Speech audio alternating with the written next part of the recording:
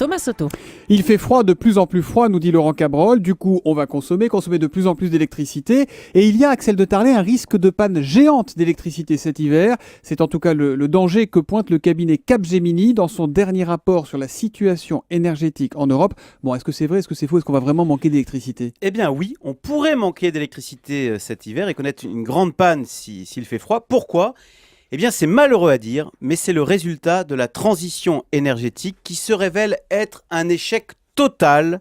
Il suffit de regarder en Allemagne, où on se retrouve en Allemagne, c'est assez incroyable, avec de l'électricité plus chère, de l'électricité plus polluante et moins d'électricité, d'où ce risque de blackout cet hiver en Europe qui nous viendrait d'Allemagne. C'est sûr que c'est pas une transition très réussie. Alors comment on en est arrivé là, ça marche bien les éoliennes quand même ? Alors écoutez, les événements se sont enchaînés avec une logique implacable.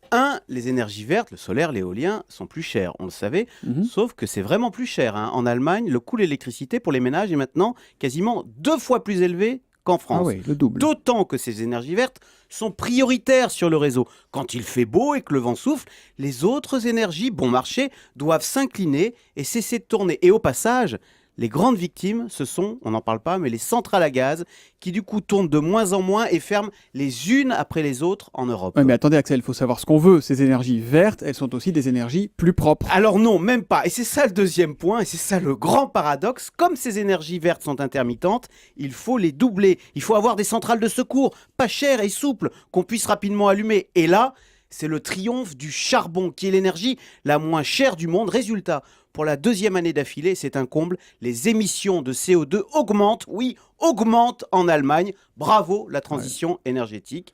Et puis enfin, le 3e point, puis le risque de panne d'électricité. Pourquoi ? Eh bien parce qu'on l'a dit, les centrales à gaz ferment les unes après les autres. De plus, les Allemands, sans concertation, ont décidé de fermer leurs centrales nucléaires.